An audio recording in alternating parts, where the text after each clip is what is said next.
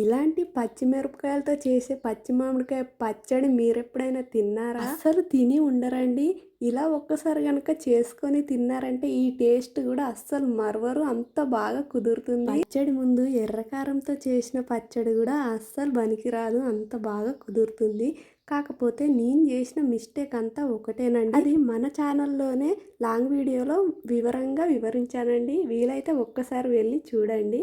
ఇలా ముక్కల్లో పసుపు, ఉప్పు, ఎల్లిపాయ రెబ్బలు వేసుకొని కలుపుకున్న తర్వాత ఇలా మెంతులు, ఆవాలు కూడా వేయించుకొని పొడి చేసిన తర్వాత మాత్రమే ఈ మామిడికాయ ముక్కల్లో వేసి క్యాప్ పెట్టేసి ఒకరోజు మొత్తం ఊరనివ్వాలి. ఇలా ఊరిన తర్వాత ఆయిల్లో ఎండుమిరపకాయలు, వెల్లుల్లిపాయలతో పోబెట్టుకున్న తర్వాత ఈ ముక్కల్లో వేసి ఒక్కసారి ఇలా కలిపి అలా తిన్నామా అద్దిరిపోతుందండి.